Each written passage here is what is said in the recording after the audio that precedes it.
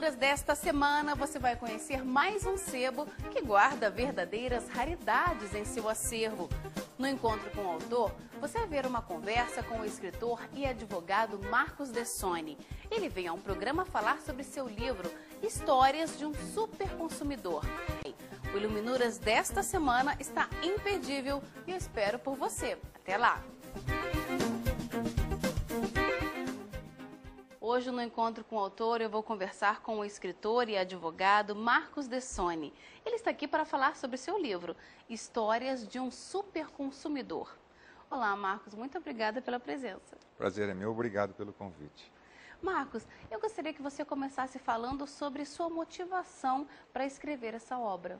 Diante de práticas nem sempre muito adequadas dos fornecedores, que acabam ou por desconhecimento, por descaso, por má-fé, criando problemas para o consumidor, eu acabei me deparando, como todos nós consumidores, com esses problemas do dia a dia. E diante desses problemas, que eu chamo genericamente de problemas de mau atendimento, na verdade são produtos e serviços defeituosos, são práticas abusivas, a gente acaba tendo que se desviar das nossas atividades corriqueiras para tentar resolver esses problemas.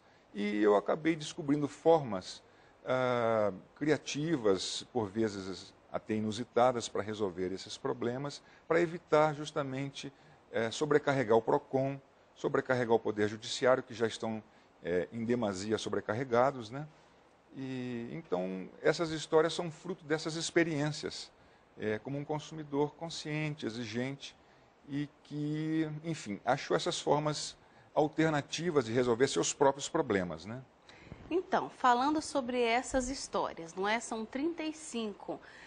Todas aconteceram com você ou com pessoas que você conhece? Fala um pouquinho sobre elas. Olha, eu acredito que 95% são histórias pessoais minhas, até para não expor pessoas, tem uma história que aconteceu com a minha mulher, tem uma história que aconteceu com um primo, mas eu estava junto. Então, eu poderia dizer que são histórias em que eu estou direto ou indiretamente envolvido. Marcos, então eu gostaria que você começasse falando sobre essa história da mentira coletiva na vara judicial. Essa história, não sei se é corriqueira no Brasil todo, mas aconteceu comigo esse fato.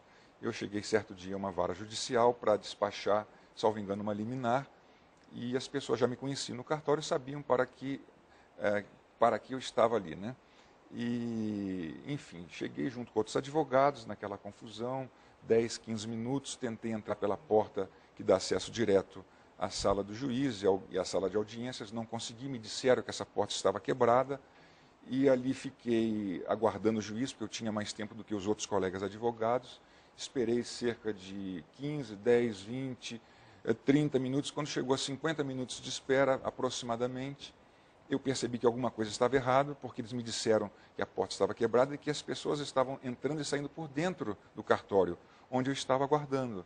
E, na verdade, não entrava nem saía ninguém. E quando eu pressionei um pouco mais para poder ter as minhas prerrogativas como advogado levadas a efeito, enfim, eu percebi que, na verdade, tinha alguma coisa errada. E aí, ao insistir com a escrevente, o escrivão, uma das estratégias que eu usei foi dizer que eu iria então entrar para assistir a audiência, já que em regra elas são públicas, Eles pediram que eu aguardasse, que não havia necessidade de entrar. Eu percebi que eles ficaram um pouco arredios com aquela colocação, porque todos os advogados até então vinham se satisfazendo com a explicação de que o juiz estava em audiência.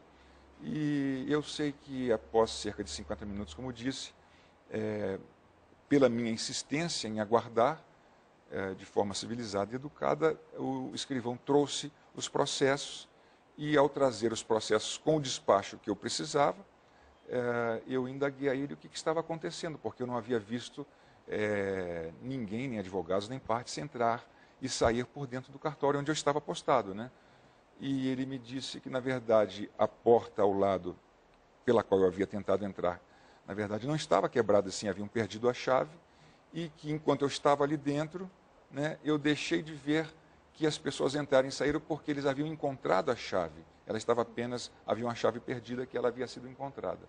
E com isso, segundo ele, eu não vi esse acesso de pessoas e, enfim, essa foi a explicação que ele me apresentou.